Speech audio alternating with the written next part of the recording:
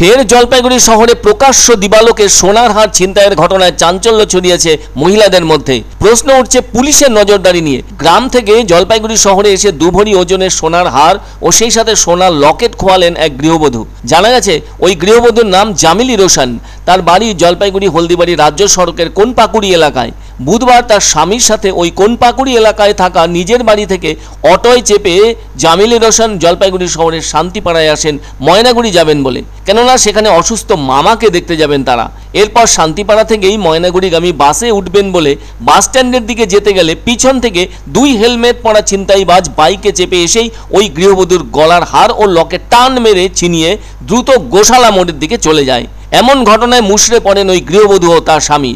ওখানকার পথ চলতি মানুষজনদের কেউ কেউ ঘটনাটি প্রত্যক্ষ করলেও ছিনতাইবাজরা তো উল্টো দিকের গলিতে চলে যায়। তাছাড়া তাদের দুজনের মাথায় হেলমেট ছিল, ফলে কাউকেই চেনা সম্ভব হয়নি। এমন ঘটনায় অনেকেই সে সময়ে হতচকিত হয়ে ওঠেন। তারা প্রশ্ন তোলেন পুলিশের নজরদারি নিয়ে এবং সেই সাথে মহিলাদের নিরাপত্তা নিয়ে। এমন অবস্থায় কোনপাকুড়ির ওই দম্পতি কি করবেন আর কেমন অবস্থা যে তৈরি হলো তা নিয়ে দিশেহারা হয়ে পড়েন তারা। অনেকেই তখন ওই দম্পতির কাছে এগিয়ে আসেন এবং কথা বলেন।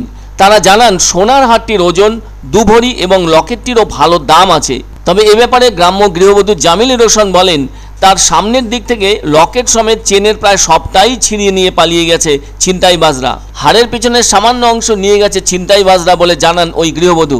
তাহলে বোঝাই যাচ্ছে যা সোনার দাম তাতে ওনাদের অনেক টাকার ক্ষতি হয়ে গেছে। এভাবে যদি দিনে দুপুরে ছিনতাইকারীরা ঘুরে বেড়ায় তাহলে পুলিশ কি করছে বলে প্রশ্ন তোলেন উপস্থিত মানুষজন। সকলেই বলছেন কোতোয়ালি থানা থেকে শহর ও শহরতলি অঞ্চল জুড়ে যেন ঘন ঘন টহলদারির প্রয়োজন। তবে এদিন ওই ঘটনার পর ওই দম্পতি অভিযোগ জানাতে কোতোয়ালি থানায় যান। ওখানে অভিযোগ জানিয়ে ফেরার সময় সাংবাদিকদের সাথে কথা বলেন ওই গৃহবধূ জামিলি রোশন। সেজন্য অনেকেই বলছেন গত 12 দিনে একই এলাকার 300 মিটারের মধ্যে একই কায়দায় পর 3টি এই ধরনের সোনার হার ছিনতাইয়ের ঘটনা ঘটে গেছে। আর এতেই উঠেছে পুলিশের নজরদারি নিয়ে প্রশ্ন। 3টি সোনার হার ছিনতাইয়ের ঘটনা ঘটায় উদ্বিগ্ন শহরের বাসিন্দারা।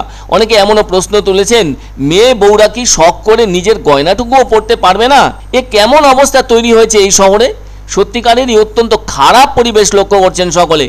তাছাড়া 10-12 দিনের মধ্যে 3 বার ছিনতাইয়ের ঘটনা ঘটায় চিন্তিত শহরের বাসিন্দারা। এদিকে যেহেতু 300 মিটারের মধ্যে কয়েকদিন সোনার হার ছিনতাইয়ের ঘটনা ঘটলো, তাতে ওই ছিনতাইবাজরা কেন ধরা পড়ছে না? তারা তো ওই এলাকা দিয়েই ঘোরাফেরা করে থাকছে। ফলে এ ব্যাপারে পুলিশের তৎপরতা দেখানো অত্যন্ত জরুরি।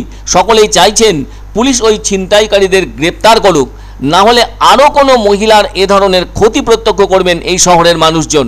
এক জায়গায় যাচ্ছি মামার বাড়ি যাবো তো কি একটু সোনা টোনা পড়বো না? তারপরে কোথা থেকে যে কে 2 জন এসে বাইক থেকে, আমরা তো আমাদের মতোই যাচ্ছি না, কোথা থেকে এসে এমন করে লকেট চেন সহ একবারে লকেটটাতে হাত ধরে চেন ছিঁড়ে নিয়েছে। অবশ্য কিছুটা চেন আমার কাছে আছে, মানে পিছনে লেগেছিল, সামনাটা ছিঁড়ে এসছে।